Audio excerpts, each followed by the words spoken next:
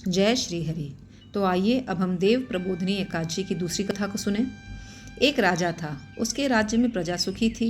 एकादशी को कोई भी अन्न नहीं बेचता था, सभी फलाहार करते थे। एक बार भगवान ने राजा की परीक्षा लेनी चाहिए।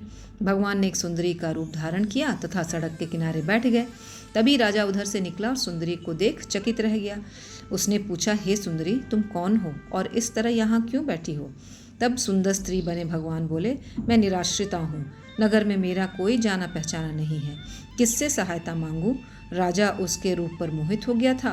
वह बोला, तुम मेरे महल में चलकर मेरी रानी बनकर रहो। सुंदरी बोली, मैं तुम्हारी बात मानूंगी, पर तुम्हें राज्य का अधिकार मुझे सौंपना होगा। राज्य पर मेरा पूर्ण अधिकार होगा। मैं जो भी बनाऊंगी तुम्हें खाना होगा। राजा उसके रूप पर इतना मोहित था, अतः उसने उसकी सभी शर्तें स्वीकार कर ली।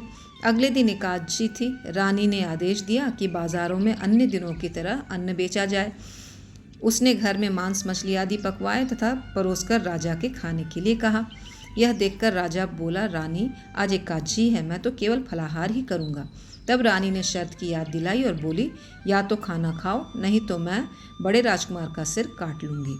राजा ने अपनी स्थिति बड़ी रानी से कही तो बड़ी रानी बोली, महाराज, धर्म न छोड़ें, बड़े राजकुमार का सिर दे दें। पुत्र तो फिर मिल जाएगा पर धर्म नहीं मिलेगा। इसी दौरान बड़ा राजकुमार खेलकर आ गया।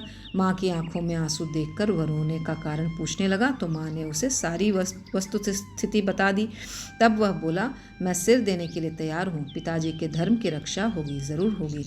राजा दुखी मन से राजकुमार का सिर देने को तैयार हुआ तो रानी के रूप से भगवान विष्णु ने प्रकट होकर असली बात बताई और कहा, राजन, मैं तुम्हारी परीक्षा ले रहा था।